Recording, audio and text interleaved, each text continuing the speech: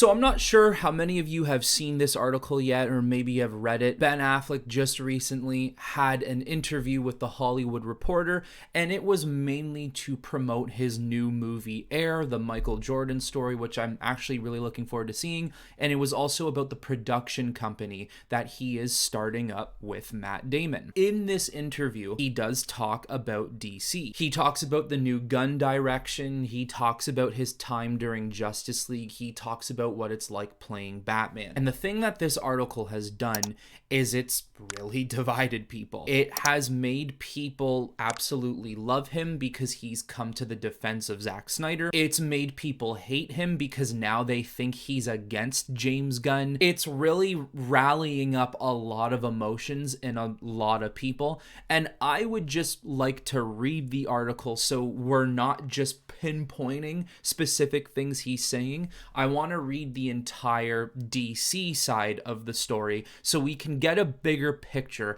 of what he is trying to narrate. We know how certain things have worked with Ben Affleck as Batman. He's been screwed over many times by Warner Brothers and the production crew. We know that Joss Whedon's time on Justice League was absolutely horrendous. We know that Warner Brothers went in and tampered with so many of their movies. He tried making a Batman movie, but then they wanted to do Matt Reeves' movie. There is just so many bad things that went on behind the scenes during his time as Bruce Wayne Batman. It's unfortunate it happened because he did such a good job, and I'm sure he'll mention some of that stuff here, but let's read this article and truthfully see what he has to say, and then we can gauge his responses better. I'm not going to read this paragraph, but what led into the discussion of DC is how nowadays there are so many beautifully made TV shows like a Game of Thrones or an Ozark or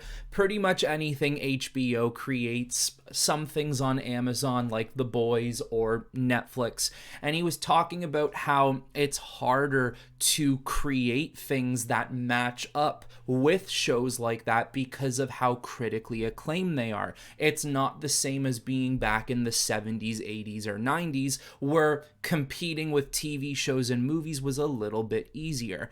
And then that led into the conversation of the Justice League. The Justice League experience, the fact that those stories became somewhat repetitive to me and less interesting. Yeah, I did finally figure out how to play the character Batman, and I nailed it in The Flash. For the 5 minutes I'm there, it's really great. That is so sad.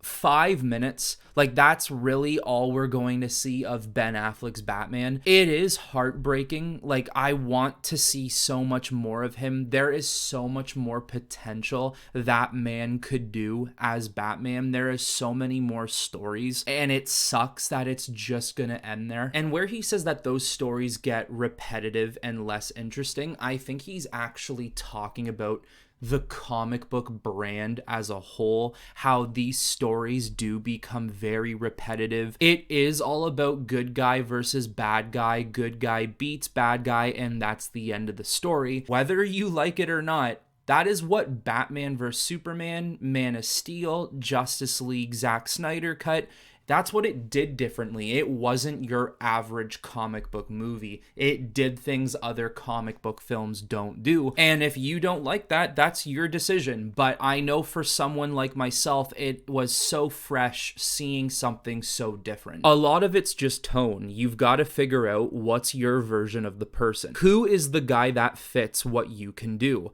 I tried to fit myself into a Batman. And by the way, I like a lot of the stuff we did, especially the first one, Batman vs. Superman. As he should. They did a lot of new, interesting things. They didn't just stick to the original tropes of the characters. They actually tried to do a deep dive into their mythology and their mentalities. But not Justice League. What went wrong there? And we all know this means Joss Whedon's cut. Justice League, you could teach a seminar on all the reasons reasons why this is how not to do it, ranging from production to bad decisions to horrible personal tragedy and just ending with the most monstrous taste in my mouth. The genius and the silver lining is that Zack Snyder eventually went to AT&T and was like, look, I can get you 4 hours of content. And it's principally just all the slow motion that he shot in black and white, and 1 day of shooting with me and him.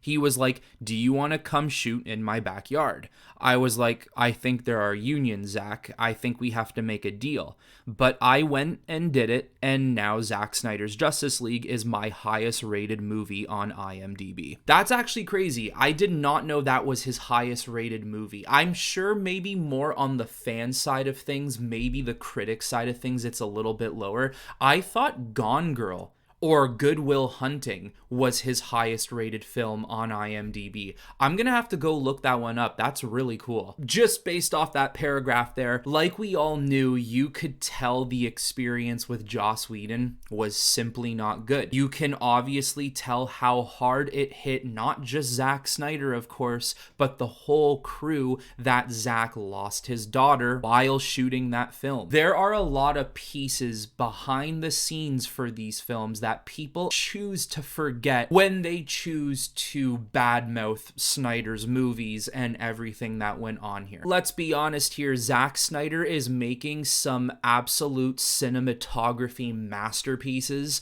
and film masterpieces in his backyard, and some companies can't even get their CGI right off of a $200 million budget. Yes, I am looking at you, Marvel. Isn't that because Zack Snyder's fans are so intense online?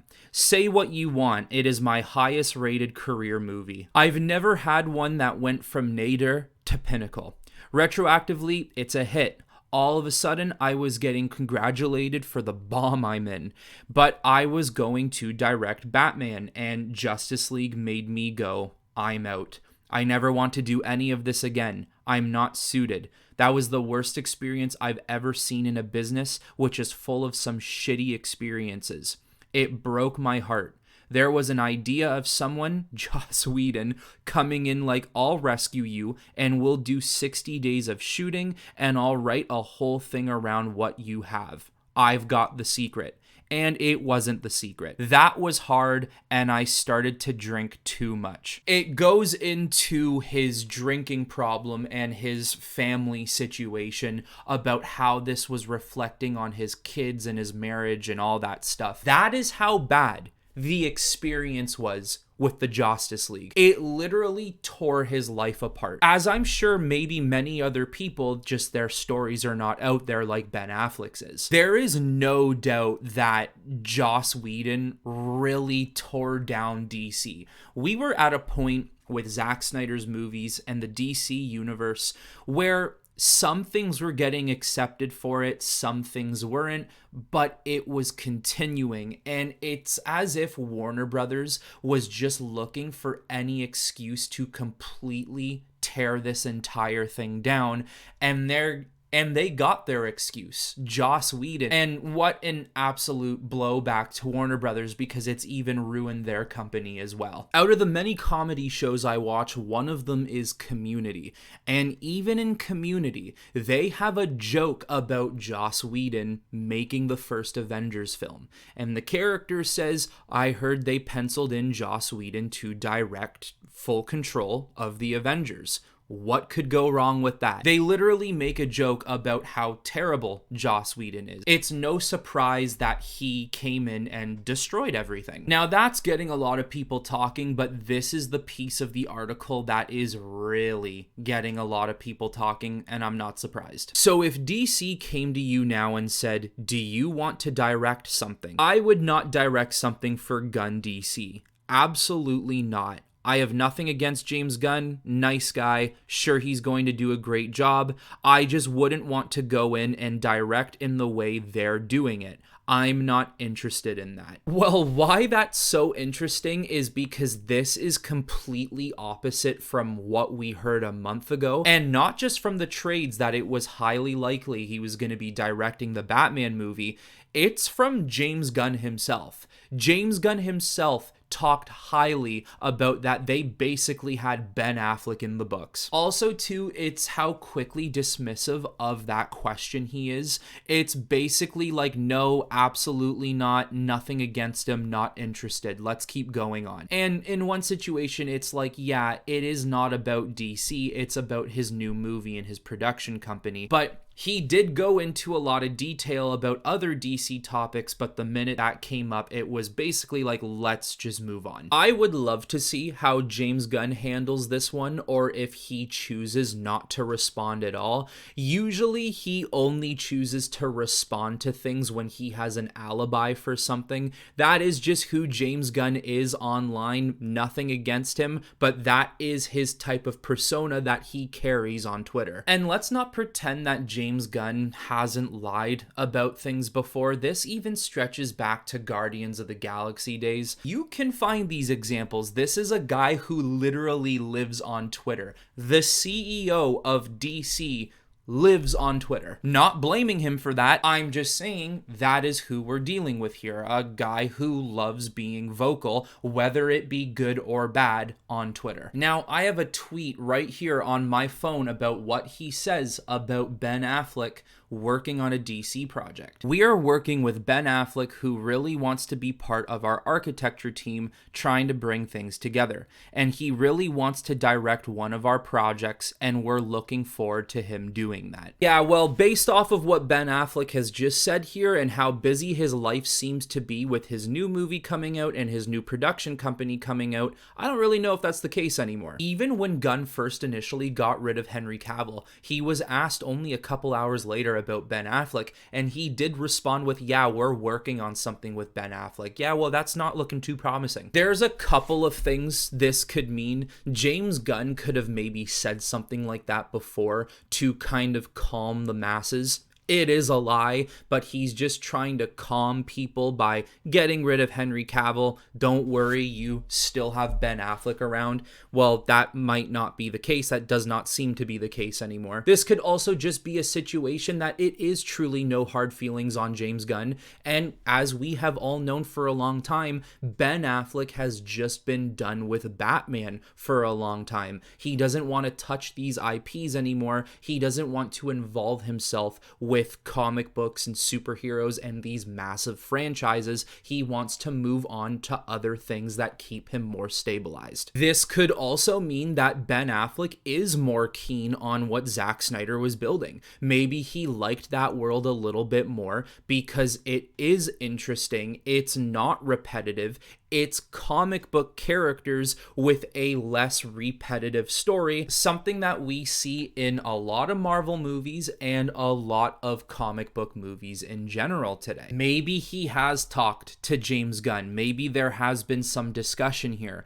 Maybe James Gunn has told him the route of this universe and Ben Affleck simply can't see himself being involved, or maybe he does not like the direction Gunn is going in. Maybe he doesn't like the story the way it's modeled in this world. People are going to have their own input on this. People are going to think that, hey, read between the lines. This means everything. This means James Gunn's world is already doomed. This means that Ben Affleck is madly in love with the Snyder world. Other people are going to tell you, dude, this means nothing. Don't look into it. He's just not interested in doing DC. And we really don't have the true answer because it's not like we'll get the true answer from James Gunn, and it's not like we can get the answer straight out of Ben Affleck's mouth unless one of us knows him, and you are more than welcome to ask that question. My personal opinion on this is I think it's a little bit of both. I think it is a don't really look too much into it. He is just not interested in DC stuff, or to be quite frank with you, any comic book stuff. But the other side of me is, you know what, maybe it does mean a little bit more. Like I said, when you look at this article, he is quite dismissive on that question. He doesn't really go into too much detail about it. I personally think he did have a conversation with James Gunn, and I do think that Ben Affleck may have been told some of the direction this new world is going in, and he just wasn't feeling it. He's not interested in the vibe, and he doesn't like the tone and atmosphere. Then again, this could also just simply be he's been done with Batman for a while. He's been done with DC for a while. He just does not want to be part of this anymore. It could be one or the other.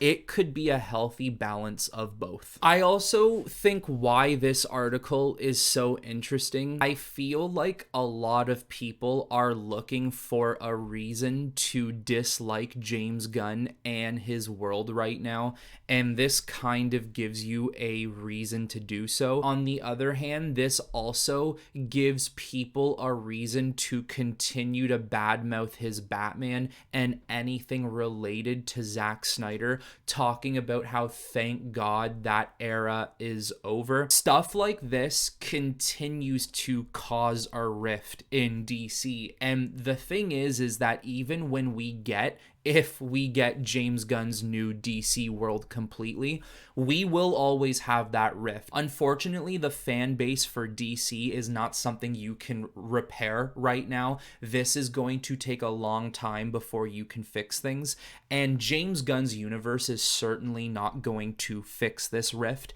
You are going to have 50% of people who want his stuff and 50% of people who could not bother or care for his stuff. And not that this is Ben Affleck's fault, because it's not like he wanted to talk about DC, but stuff like this certainly does fuel the fire between our fan bases and inside the studio. Like, it's just a constant non-stop fight between everything of what people want in DC, and it's just going to be really interesting to see how all of this plays out. I think at the end of the day, the best thing we can do is just keep an open mind about all of it. I am, of course, cautious of this new DCU. I don't fully know how I feel about it. Some things I like, some things I don't. I'm cautious of James Gunn as a person. Something about Gunn rubs me the wrong way. I don't fully feel invested into the guy and his decision making. Maybe he proves me wrong, and maybe his world is amazing.